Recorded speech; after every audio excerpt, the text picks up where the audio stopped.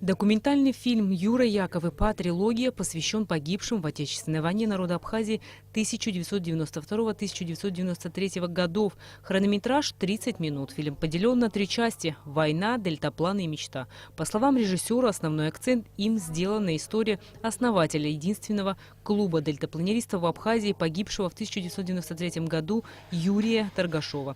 После войны клуб так и не начал функционировать, да и специалистов, которые смогли бы возобновить его работу, нет.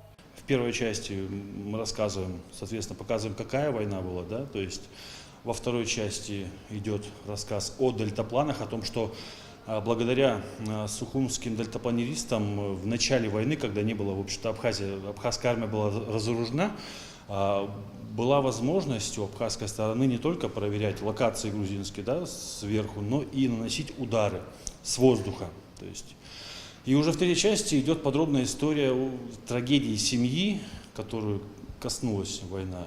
По словам автора картины Дмитрия Статейнова, вначале он планировал написать статью о Юрии Торгашове, но потом появилась возможность снять о нем фильм. Работа над картиной началась еще в марте. Когда Дмитрий написал сценарий, переработал весь архив и записал респондентов, по его признанию он понял, что все нужно переделывать. Он удалил первоначальный сценарий и начал работу заново. Работа была очень такая сложная, кропотливая, потому что нужно было не только снимать и монтировать, как говорится, но еще и архивы правильные подбирать, потому что там изначально была одна идея, но в итоге там уткнулись в стену, и оказалось, что там некоторые факты не совпадали. То есть очень важно, потому что как бы кино, оно документальное, должно вот именно соответствовать действительности.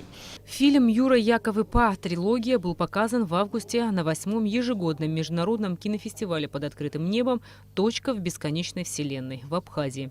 Рената Шакая, Роберт Ломи, Абхазское телевидение.